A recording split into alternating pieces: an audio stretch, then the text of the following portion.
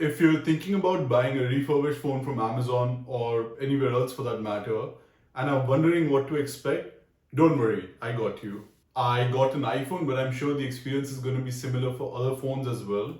I will go over what model I got, how long the delivery took, what it was like, the phone condition, and at the end, I'll include a list of things to check if you're getting an iPhone specifically. So, I got an iPhone 14 for my sister. She insisted on not getting the 15 because she wanted the best value for money. Refurbished or renewed is a very good option in that case. A new iPhone 15 costs about $1,100 and this only cost me around $715. So I saved about $400 and realistically the only two features that are missing now are the dynamic island and USB-C. And trust me, my sister does not care. When getting a phone for yourself, family members, secondary phone, whatever the case, make sure you check all the boxes that are actually important. The other stuff is great if you get it, all well and good. I tried to explain to my sister how USB-C is getting standardized now, and so she should get iPhone 15. But she didn't care. She's used to using Lightning and she was okay continuing doing so. After all of that, figure out what brand, what model, what specs you need, and then go figure out what's the best value for money according to your use. And be prepared for some surprises. I was expecting a physical SIM card tray. I got an eSIM. It's not a problem for me, but problems like these can arise. And if you need to replace, get a refund, all of that, be prepared for all of that. Here in Canada, I had a 90-day return policy. Make sure you also have some sort of return policy, especially if you don't get to see the phone first. And then make use of it if the phone is actually not up to the mark. I ordered the phone on 16th, got it on 23rd, fairly quick. In most cases, you'll have to sign for a package that has anything expensive like phones and stuff. If you won't be home the day it is expected to be delivered, you can just change your delivery date from the Amazon app. So that should be okay. Getting to the fun part though, I opened the Amazon box to find the most NPC phone packaging ever. For a second I thought they shipped the wrong thing, but then I looked closely and the sticker did say iPhone 14. Reluctantly, I opened the box to reveal a pretty good looking phone, honestly. I got some basic info documentation in the box, standard stuff. Got a non-Apple USB-A to Lightning charger in the box, which is non-standard. The non-Apple part is non-standard, but also the USB-A to Lightning, it's supposed to be USB-C to Lightning, but whatever. And a SIM ejector tool, which I think was dumb because the phone doesn't actually have a physical SIM card tray. Right off the bat, some things that I noticed. The plastic on the phone was stuck pretty well, which means good quality control. The phone came with a screen protector on, which is always a plus. The cameras look clean and scratch free. Same for the screen. There are quite a few scratches along the edges though. Whoever owned this phone previously almost definitely didn't use a case and has dropped the phone multiple times. Also, the Apple logo has these small specks that can't be cleaned. These are minor problems and I did expect them, so they're not a deal breaker. Except for these minor problems, the phone is in great shape. Then you get to the setup and testing, which brings me to the iPhone checklist for getting a used or refurbished phone. Make sure it boots up with ease, which is a great indication for if things are working well. While setting up your phone, you will get a prompt asking to set up an eSIM or insert a physical one. Instead, if you get a prompt saying that there's an activation lock, that is a big red flag.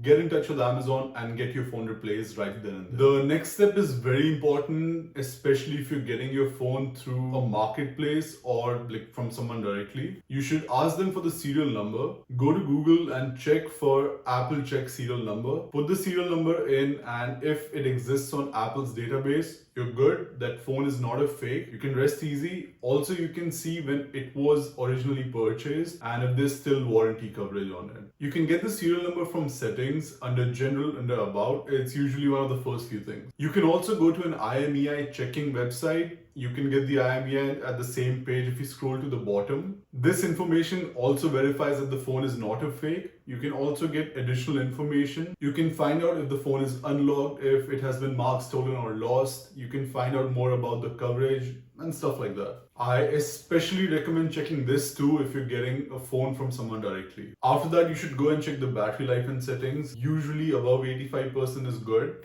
But if it's under 18, I wouldn't recommend it. If you choose to keep it, you'll probably have to change the battery soon after getting the phone, or you'll have to trade off on performance. If it's between 80 to 85%, it's sort of a gray area. If it's a good deal, by all means keep it. If not, consider getting rid of it if you can. And while you're still in settings, just go and check the iPhone storage. Make sure you got the storage you asked for. You can never be too sure, right? Next, check the mic and speakers. A great way to do that is to start a recording and just play it back. If the mic picks it up, if it plays well, you're good. And while you're in camera, just make sure all the lenses work, so zoom in, out, and then turn to the front camera also. Everything should be working well. Check all the physical buttons, up, down. If you have a ringer slider, make sure it's snappy. If you have an action button, that should be working well. And then your power button. If you want to be extra sure, just make sure the double and triple tap also works on the power button. Make sure the charging port works and it's not coming loose. MagSafe should be working if your phone supports it. Face ID or Touch ID needs to be working well. Just try it a bunch of times, make sure it's working well. Some parts might have been changed on your phone in the past. To see if that's the case, go under General About. And if there's a section called Parts and Service History, something has been changed. If the section doesn't exist, you're good, nothing has been changed, you're in the clear. But if that section exists, just make sure all the parts have the word genuine Apple part in it. If not, it's probably not a genuine part and you should return your phone. Just so you know, this section only shows up in iPhones running iOS 15.2 or later. iPhone 6 and later have this thing called liquid contact indicators, or LCIs for short. They basically tell you if the phone has any water damage. You can check this by opening the physical SIM card tray and seeing if a part inside it is red. If it is red, I would recommend you change your phone, because even if it's working fine now, there's a very good chance it starts causing problems in the future. Unfortunately, iPhones 14 and 15 without physical SIM card trays don't have an external LCI that you can look at, so you're out of luck there. Anyway, that was all of the things you should be checking when getting an iPhone specifically. If there's more I can think of, I'll add it in the description.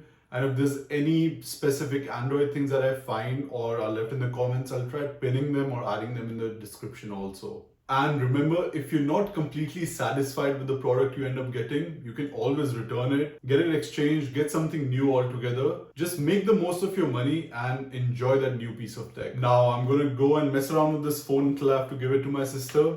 That's it for this video. Thanks for watching. See you in the next one. PS out.